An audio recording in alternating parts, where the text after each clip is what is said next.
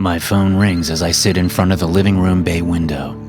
My eyes are locked onto the dark form that waits by the bus stop across the street. Dude, you ever going to answer your phone? My roommate asks with a laugh. Unknown caller, I say. Those are the only calls you get, man. He says as he grabs his keys and gives them a shake. I'm out. Don't wait up. In fact, can you maybe not be here when I get back? Have fun on your date, I say as I ignore his request. Have fun staring at imaginary dogs and ignoring your phone, he shouts as he leaves. I sigh heavily. Tim's a jerk, and he's only still living here because I need help with the rent. And he has every current video game console available. I think about playing one of those consoles, but that's not in the cards tonight. Tonight I watch the black dog stare up at my apartment as it perpetually sits by the bus stop. After a few seconds, I see Tim as he walks past the bus stop on his way to his car. The dog doesn't even acknowledge my jerk of a roommate. Those pitch black eyes continue to stare only in my direction. Tim's car is half a block down and he hops in, starts up his car, turns up the music to a volume sure to piss our neighbors off, and drives past the bus stop on his way by the apartment. The black dog is gone when Tim's car passes. But I'm not surprised by this. The dog disappears all the time, especially when I ask people if they can see it too. No one has ever seen it but me. So I stopped asking, and I stopped being surprised. What I am surprised by is a man sitting on the bench in the bus stop shelter, and he looks off. He's dressed in a long black cloak, like he's Jack the Ripper or something. In his right hand, he holds a black cane with a silver top. I can't quite make out what the top's shape is, but it's some sort of animal head. Maybe a goat? At least the dog is gone. That's a relief. Except the relief changes to dread when the man puts his hand to his head. His index and pinky fingers are out, like he's pretending to make a phone call. My phone rings again and I jump. Unknown caller. I look back at the bus stop and the man in the cloak is gone. An old woman is sitting there instead. My phone stops ringing and I sigh. I check the time and panic. I'm going to be late for work. It takes all of my willpower to move from the bay window. If I didn't have to work, I'd wait there all night for the black beast to come back. I've done it before. The dog always comes back. I steal a last glance to see if it's there, or if the creepy cloak guy has returned. But it's only the old woman, and she's busy picking her nose. I go to the kitchen, grab a bottle of cola, then cross the living room to my desk and log into Slack. The apartment has 2 bedrooms with a living room common space, a kitchen, and a single bathroom. My desk is in the corner of the living room, and it's a sore spot between me and Tim. He wants to bring girls back, but hates how nerdy my desk makes the apartment look. He doesn't want any of that nerdiness to rub off on him, I guess. Or, God forbid, that one of his many conquests thinks the anime toys and comic book collectibles that cover my desk might belong to him. I'm getting real tired of his snide comments about it. Slack comes up, and there's a ping immediately for a team huddle. All ready? I look at the clock, and it's not even 8 p.m. yet. Jesus, let a guy get settled, will ya? But that's how it is when you work remote, and your team is spread across multiple time zones. Nicholas, my boss, the owner of the media company I work for, says as soon as my camera goes live. Glad you could finally make it. I'm on time, I say. On time is late, Nicholas, he says. But since you are so confident you're on time, how about you start? Jordan Miles, lauded entrepreneur and tech savant, or that's what his bio says. What he really is a spoiled rich kid who lucked out when one of his YouTube channels took off. At the time, he was trying everything from pranks to product reviews to man-on-the-street ambush interviews to whatever he could come up with.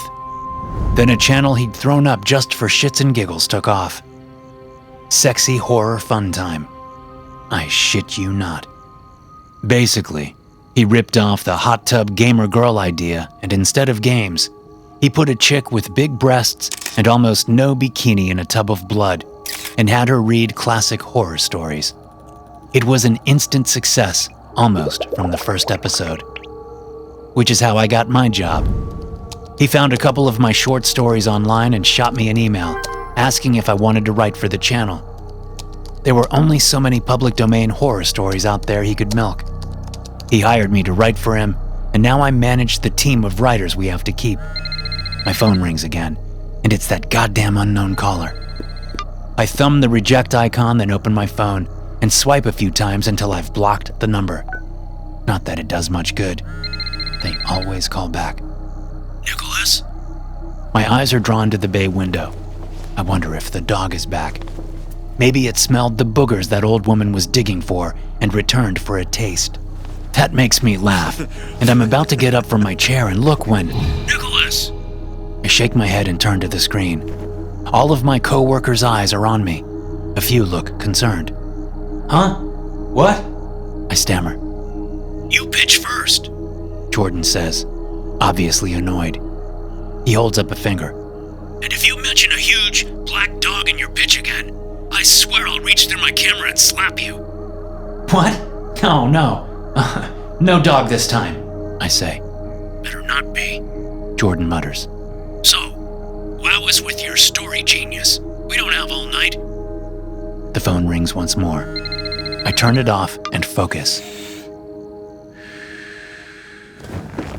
By the time I get up from my desk, it's after midnight. The team meeting ran long. I had individual talks with each of the writers. I messaged Jordan's assistant about an outstanding expense report and even managed to get a few words in on the new story.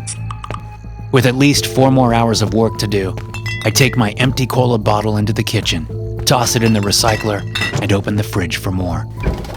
And we're out. No cola, no food either. Tim! I shout. It was his turn to grocery shop. My stomach growls. I'm starving. I could walk down to the corner market and get something. I glance at the bay window and my mouth goes dry. Going to the corner market means walking past the bus stop and the huge black dog. I swallow hard. My stomach growls even louder. Maybe we have some chips, I mutter to myself. Nope. Stale crackers and Tim's protein bars, which I've been forbidden to touch. I steal another glance at the bay window. Then I walk over and stand to the side. Slowly, I lean over and spy on the bus stop. There's nothing there, not even the old woman, which makes sense. Why would she still be waiting there? I'm a dumbass. My stomach growls even louder and I sigh. I have no choice, really. I need food and soda if I'm going to get my story finished and get all the editing done I need to do on the other writers' submissions. I find my wallet, stuff it in my pocket, grab my keys, and leave the apartment for the first time in 2 weeks. The black dog first showed up 2 months ago on my 32nd birthday. Tim was being generous and took me out for birthday drinks and apps. I hate it when he calls appetizers apps, but he said I had to call them that too or he wouldn't pay. He had a shit-eating grin on his face all night. A couple of girls came up to talk to us, but I was so awkward that they left after a bit. Tim got both of their numbers. I think he's with one of them tonight. Since girls weren't in the picture, Tim decided that shots would be the activity for the night. After more than a dozen Jaeger bombs, we stumbled to the bus stop. That's the first time I saw the dog. It was just sitting by the bushes just behind the bus stop shelter. There were a few folks waiting for the bus, and none of them seemed to notice the giant canine watching them. It creeped me out, and I kept looking over my shoulder, glad there was a thick piece of plexiglass between us and it. Dude, what are you doing? Tim slurred after the 4th or 5th time I looked back at the dog. That dog is freaking me out, I said. Tim looked back and shook his head. That's a holly bush, dude, he said. That's when I noticed a few frowns from the people waiting with us. You all see it, right? I asked, laughing. No one answered me. They all averted their eyes. I looked again, but it was gone. The bus pulled up and Tim had to smack my shoulder to get my attention. The dog had been there, I was certain. We got on the bus, and Tim mocked me as I pulled out my bus pass. He flashed his gold Amex, and the driver rolled her eyes. You couldn't use credit cards on our local buses. He pulled out his debit card, paid his fare, and we took our seats. The dog was standing in the bus stop shelter as we pulled away. I said nothing to Tim. He was passed out and drooling on my shoulder anyway. The thing is, I would have forgotten all about the dog, and pretty much had by the time we arrived at our stop. Except it was there waiting for us. I froze on the bottom step of the bus's stairs. Tim ran into me and knocked us both out of the bus and onto the pavement. The bus pulled off, and I struggled to get Tim off my back. When I stood up, the dog was gone again. I don't cross the street until I'm well past the bus stop. The dog isn't anywhere around that I can see, but the thing has been following me for months now, so I'm not taking any chances. I get to the corner, cross, and hurry inside the market. Hey, Nicky. Paul, the counter guy, says. Been a while. Work. I say and head for the chips aisle. I snag a few bags, turn, and head towards the counter when I feel my phone buzz in my pocket. But I turned it off. I fumble the chip bags and they fall to the floor. Here, Paul says as he hands me a plastic basket. He holds the basket as I fill it with the fallen chip bags. Thanks, I say as I take the basket from him. My phone buzzes again. Sounds like you've got a text in your pocket. Paul laughs. Or your phone's just happy to see me. I laugh too, but it's weak. The phone buzzes again. I hang the basket's handle on the crook of my arm and pull out my phone. There are several texts, all from an unknown caller. Hello, Nicholas. Don't be rude, Nicholas. You can't hide forever, Nicholas. I turn my phone off again and shove it into my jeans. Then I freeze. Sitting outside the market's doorway is the black dog, its eyes locked onto me. You okay, Nicky? Paul asks, then looks toward the door. He turns back to me and I can't miss the concern on his face. It's the default look I get from people these days. Did you see something? He asks. I look at the doorway and, of course, the dog has disappeared. Nope. Everything is good, I say. He smiles and goes back to his work as I continue shopping. Some frozen pizzas, frozen burritos, frozen burgers, a case of cola, and I'm good. I set the basket on the counter, and Paul rings it up. You're still seeing it, he states casually as he scans a bag of sour cream and onion potato chips. The dog. Huh? No. I say, and fumble my wallet out of my pocket. It falls to the floor, so I bend over to pick it up. I take that moment to sneak another glance at the door. The dog is back. You know, grief manifests in all kinds of ways, Paul says from above me. Have you tried counseling? Or a support group? Losing both your parents in a car accident is brutal, Nicky. Those eyes pierce me. They see right through me. I feel them locking onto my soul. Images slam into my brain. The phone call telling me my parents have died. The black dog showing up. Tim and his date. My hands covered in, will that be cash or your soul? I look up, startled. Paul isn't behind the counter anymore. The man in the cloak is. What do you want? I whisper. For you to get back to how you were before, Paul answers. Fun, Nicky. Happy, Nicky. Or just not freaking me out, Nicky. I blink several times. It's just Paul. Good old Paul.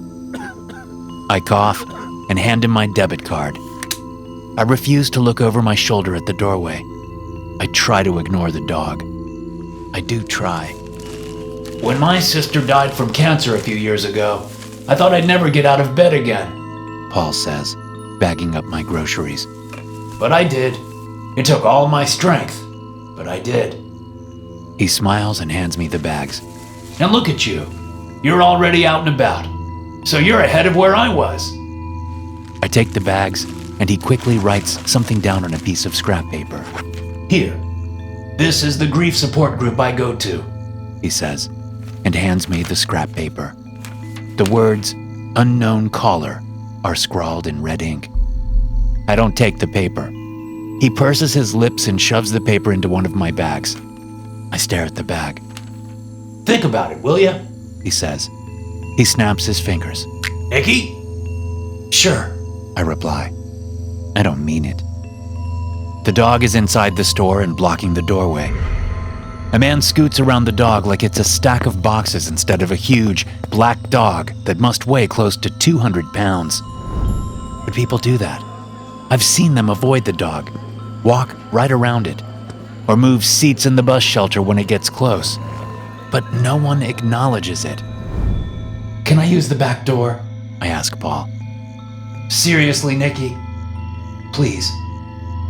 You know where it is, he says, and then smiles at the man as he walks up with a six-pack. My family's lived in this neighborhood for generations. I used to work at the market when I was younger. I know where the back door is. And I've used it a few times ever since the dog showed up. I squeeze past supplies and stacks of soda. I have to juggle my bags to get the door unlocked and open. Paul will lock it after me as soon as he's free. Behind the market is a narrow alley with a dumpster, a stack of flattened cardboard boxes, and the distinct smell of urine. If I turn right, I'll get to the mouth of the alley into the cross street the market is on. Or I can go left and follow the alley all the way down to the other cross street, which would bypass the bus stop. I'd be half a block past my apartment, but it's worth it if I can avoid the dog. I turn left. The urine smell gets worse as I walk, and I gag a little. It's strong tonight, rank and awful. I reach the end of the alley and try not to scream. Silhouetted against the streetlights is the dog. He takes up the whole mouth of the alley like he's grown twice his size since I last saw him. Go! I snarl and swing my bags at it. Get out of here! The dog doesn't move. It never does. Get away from me! I roar and throw the groceries at the dog. I turn and run back the way I came. This time, it chases me. It's never done that before. I hear its massive paws slap against the piss-stained concrete. The thing is right on my ass. Fear and adrenaline fill me and I pump my legs, hoping and praying that I'm fast enough to reach the market's back door. The echoes of the dog's footfalls are deafening. They fill the alley and fill my head. I scream as I clamp my hands over my ears. I dodge around the stack of cardboard and clip my shoulder on the corner of the dumpster as I grab for the back door's knob. It's locked. I grip and turn, but it doesn't move. Paul! I shout as my fists pound at the door. The footfalls are so much louder. They pound into my skull while my fists pound the door. I can feel a hot, wet breath on the back of my neck. I scream again. Jesus Christ, what? Paul shouts as he yanks the door open. I fall inside the back room, my legs kicking out at the dog I know is going to devour me. Shoot it! I cry, seeing the snub-nosed pistol in Paul's hand. Kill it! I scurry on my hands and knees across the room and press my back to the stack of sodas. Paul stares at me and then looks back at the door. Shoot what, Nicky? He asks as he steps out into the alley. No! I shout and reach out my hand. Paul comes back in, looks at my outstretched hand, then shakes his head with pity on his face. Nothing there, Nicky, he grumbles as he puts the gun in his jeans. He closes and locks the back door. just like every other damn time. He doesn't say anything else to me. He leaves the back room as the bell over the front door dings. I stare at the door. I'm not crazy. I know I'm not. Right? My phone rings. I get myself together and leave out the front door after about an hour. I don't see the dog anywhere. Paul doesn't say anything to me as I leave. I don't blame him. I cross the street and hurry my ass back to my apartment. Still no dog. I consider retrieving my groceries, but that means passing my apartment, crossing the street, and walking down the cross street to the alley. That's a lot of space to travel. A lot of doorways and nooks for the huge dog to hide in.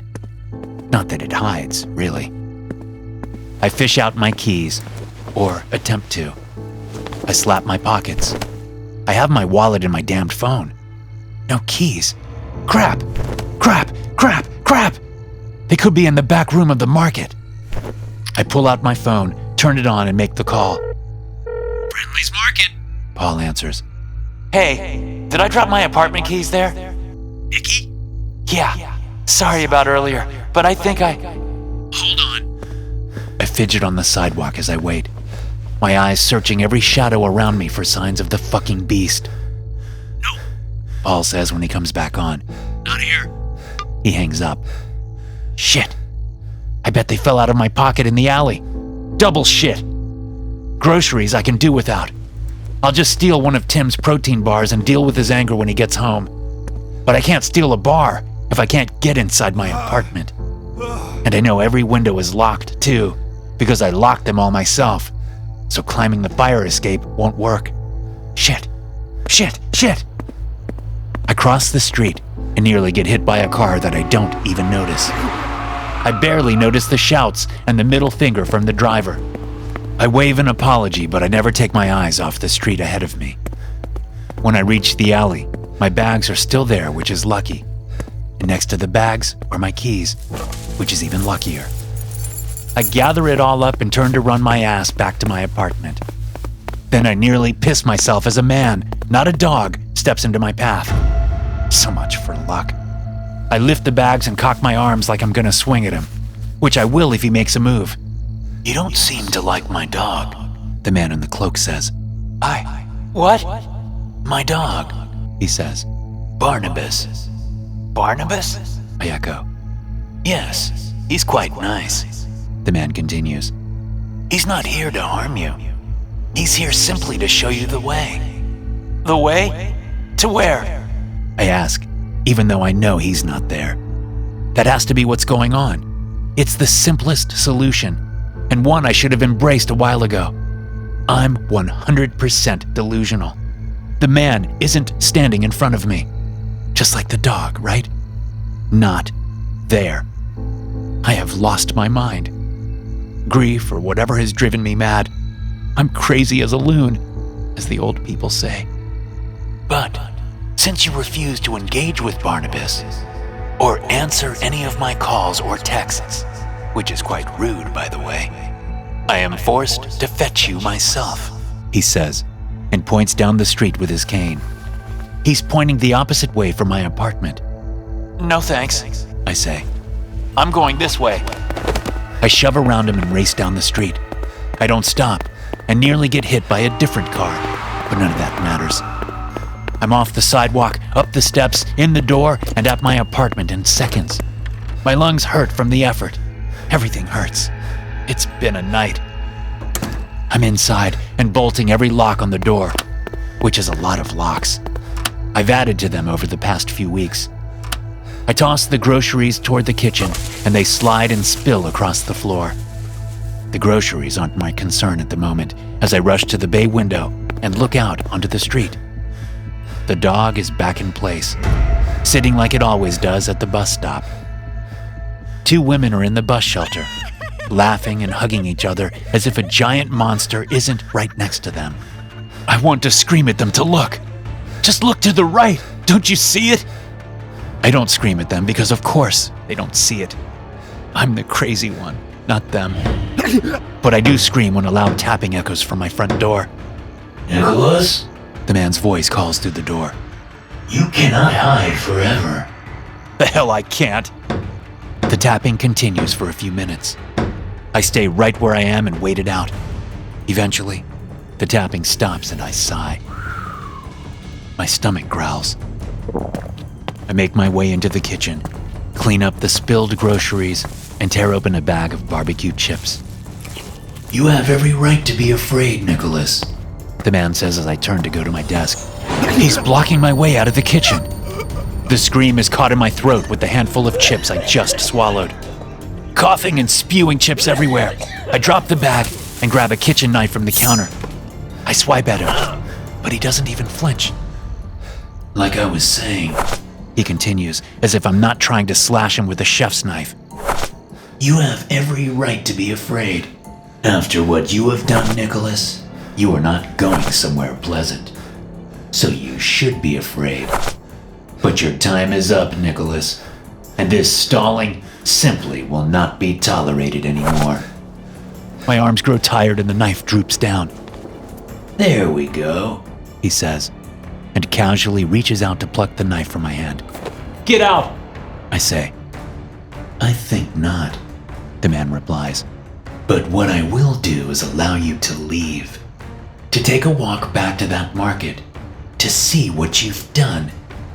Then when you come back, you'll be able to see the rest of what you've done. Then it will finally be time for you to go. You're crazy, I say, the irony not lost on me. He moves aside and gestures for me to pass. I don't hesitate. I'm around him and out the door so fast that I'm down the stairs and onto the porch before I even hear my apartment door slam behind me. I need to call the police and pull my phone out of my pocket. It's already ringing. Unknown caller. I try to swipe the call away, but it refuses to quit. Enraged, terrified, and confused, I chuck my phone across the street where it shatters at the feet of the black dog. Fuck you! I roar and head to the market. It's still open. Paul will let me use his phone. No cars honk at me as I cross the street. But when I get to the market, I'm wrong. It isn't still open. The door is shut and the lights are off. I knock on the glass, knowing Paul has to be there. The market is 24 hours and his shift ends at 6 a.m. But Paul doesn't answer. I press my face to the glass and peer inside. The place is a mess. Racks are knocked over and food is everywhere. And something yellow hangs from the counter. A strip of tape? I back away from the door and then I see it. Stuck diagonally across the door in front of me is more yellow tape. Crime scene, do not cross, is clearly printed on it. What the hell? You should have gone to the support group, Paul says from my side. I jump and hold up a fist. He laughs. After what you did, I'm not afraid of that, he says, and lifts his shirt. His belly is split wide open, and he uses one of his hands to stuff his guts back inside. I gasp and manage not to vomit. I was trying to help, Paul said. That's all. Not cool, Nicky. I turn around and sprint back towards my apartment. Well, no need to worry about whether or not I've gone completely fucking insane. I think I have my answer. I see Tim walking up the porch steps to our apartment with his arms around a girl. Tim! I yell, but he doesn't hear me, or he ignores me and keeps going. I race back to my apartment and take the steps 2 at a time. The door is open, and I shove it wide as I yell. Tim! What? He shouts from his bedroom. Tim! I yell again as I swing my head back and forth, hunting for the man in the black cloak. What, dude? Tim asks as he walks out of his bedroom. I skid to a halt and stare. What's wrong with you?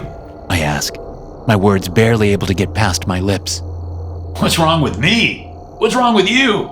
Tim asks. He's standing there naked, but he looks wrong. His skin is mottled blue and green. His eyes are milky white. Dude, I've got someone here, he says and gives me a thumbs up. He turns and walks back to his bedroom, and I gasp. His back is covered in deep gashes. The apartment stinks like rotten meat.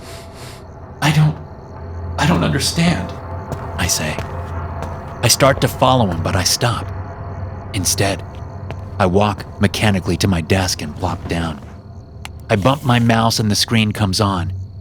There are over 1,000 messages waiting for me on Slack. I read them all.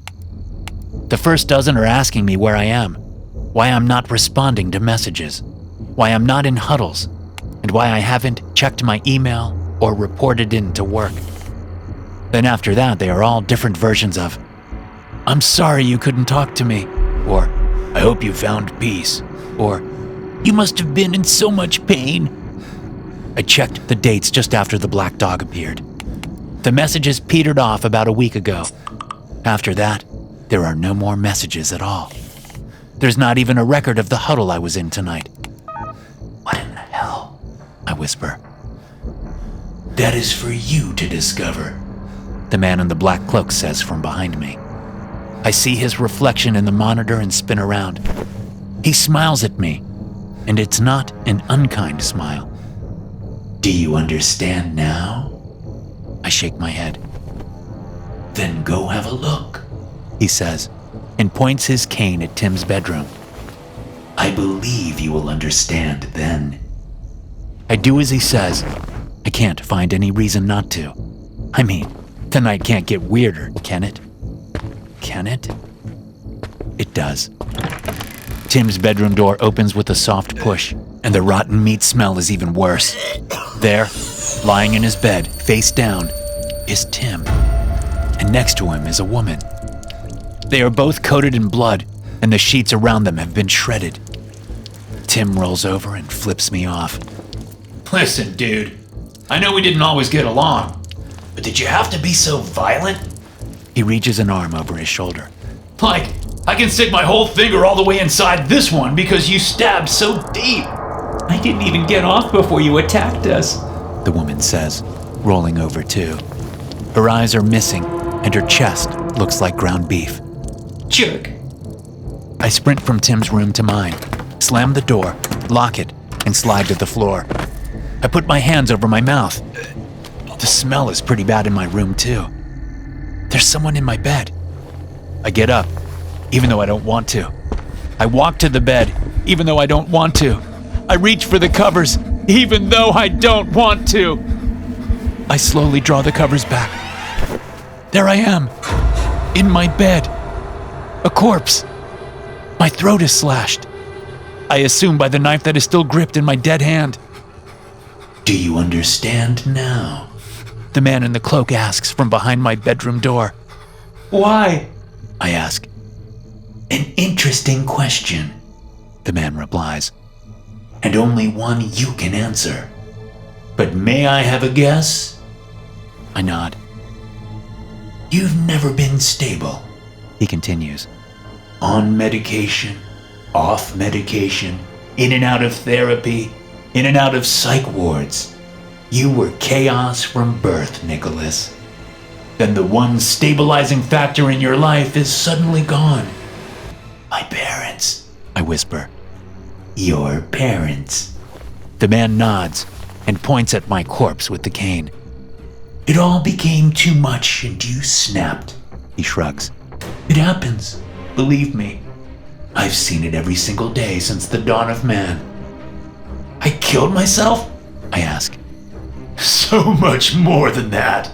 He laughs and is suddenly in front of me. He taps my forehead with his cane. It all comes back to me. The first night I saw the black dog was the last night I was alive. Tim and I got home from my birthday celebration, and instead of going to bed, he texts one of the girls from the bar. In minutes, he has a reply and tells me to stay out of sight, which pisses me off, like a lot. It's technically my apartment, and he's only my roommate. It's also my birthday, the first since my parents died. The last thing I want to deal with are the sounds of him and some random chick of his going at it. But that's what happens. And my anger only gets worse and worse and worse until I go to the kitchen and get the chef's knife. Tim is on the woman when I shove the door open. He is so busy pounding away he doesn't even know I'm there. Until I plunge the knife into his back and the woman under him screams. The only reason I stop stabbing and hacking the two of them is that my stomach growls. I was hungry. Apps aren't very filling. So, I walked to the market. I can see Paul's face go white when I walk in. I'm covered in blood and still holding the knife. He tries to talk to me, to figure out what's happened. When he reaches for the knife, I slash open his stomach. I grab a bag of chips and a cola and walk out. I eat the chips and drink the cola when I get home. Then I go to bed. I don't remember killing myself, but that's not exactly surprising. Now you understand. The man in the cloak says. Who are you? I ask. Can't you guess my name? He grins. When I leave the apartment, I see the crime scene tape on the outside of my door. I'm seeing a lot of things now, like the huge black dog sitting in the bus shelter, waiting for me. I walk to the bus stop and plop down on the bench. The dog eyes me but doesn't move. It may be an hour, it may be a year, but my bus arrives eventually. The dog walks on. I follow and take a seat. The bus's doors close and the driver pushes on to the next stop, and the next stop, and the next, until the bus is full. We arrive at a river. The driver opens the doors and everyone shuffles out. I see a long dock by the river and a ferry waiting.